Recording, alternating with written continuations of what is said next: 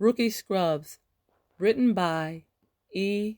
F. Griffin, narrated by E. F. Griffin. Chapter 1, The Naked Truth, Part 2. I take note of the blood. It is everywhere. My scrubs are soaked, saturated. I feel its stickiness against my skin and realize that I am covered in the victim's blood. Why did this happen to my patient? Who would commit such a heartless crime? I look down at my sneakers. They are splattered red. As I step away from the gurney, I hear the squishing sound of blood and rubber soles against the hospital floor. I am slow in removing my messy gloves and discarding them. I try to mask the shock I'm experiencing as the noise all around me filters back and I hear everything. I am aware of the monitors being turned off. I see the rapid response team dispersing. The carefully trained group of caregivers are silent. Their remorse and grief prevent words. Dr. Varadharaj? Mythali? I look up. My attending Dr. Murphy is speaking to me. His voice is gentle, kind. Finish closing up these wounds so that she can be taken to the morgue. The head trauma surgeon then addresses another female intern. Dr. King, you will assist. Do not clean up the body. We don't want to destroy any forensic evidence. Just close her up. Stop the bleeding. The medical examiner's van is on the way. It will transport her body to the city morgue.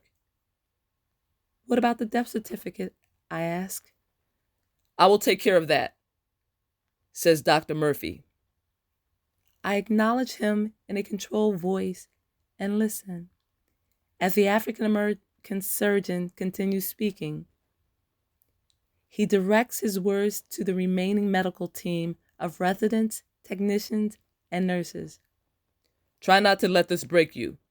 This patient was the exception. She couldn't be saved. Her body has suffered extensive trauma, multiple penetrating wounds to the abdomen, chest area, and legs. Her body was practically drained of its blood supply before coming through our doors. She couldn't come back from that type of loss. She was bleeding out when the paramedics found her body on the sidewalk. His statements numb me just a little bit more. My eyes dart towards the round clock hanging above our heads. Had the patient been gunned down in broad daylight? Was she ambushed on a public street? Who does such a thing? Were there any witnesses? Why had they left her there to die? My mind is spinning. She's so young, an ER murmurs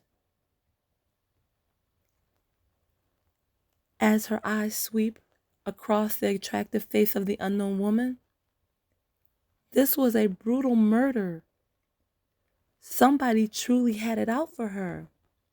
Simply senseless, says a physician's assistant. Downright inconceivable.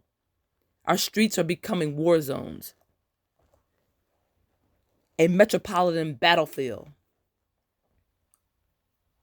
Dr. Raquel King, a first-year intern, speaks. Looks like a drive-by shooting to me. A straight-up execution. Do we know her identity? The rookie doctor asks an emergency room nurse while she assumes a position of authority well beyond her years of training. Has anyone claimed her? What are the police saying? The nurse is startled by the questions. She hadn't left the patient's side throughout the entire ordeal. How the hell could she know the answers to these questions? The nurse is miffed. However, she does not express it. I'll go check with the clerks at the front desk. See if someone called the ER looking for unknown. With those words, the RN hurries from the trauma room. Dr. Lyndon Murphy resumed speaking.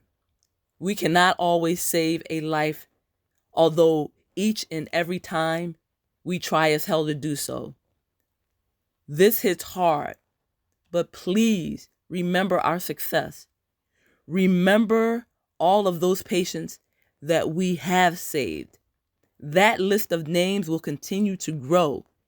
It will always outnumber the losses.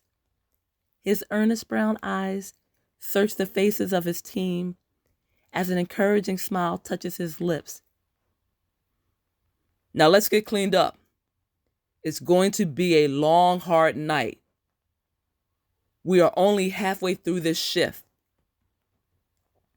I don a new pair of gloves and look at Dr. King while my attending and the rest of the medical staff leave the room. This is nothing like med school, I acknowledge. This is our 9th trauma tonight.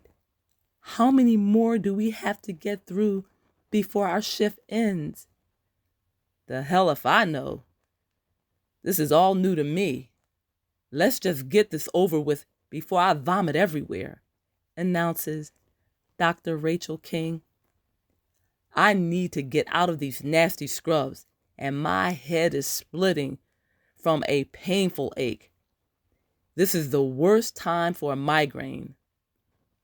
I shake my head in agreement and start stapling up the holes in my deceased patient. We work together in silence. This concludes part 2 of The Naked Truth. Stay tuned for another installment of Rookie Scrubs. Other books written by E.F. Griffin: His Winter Wonderland, Cargo, White Gold, The Collector.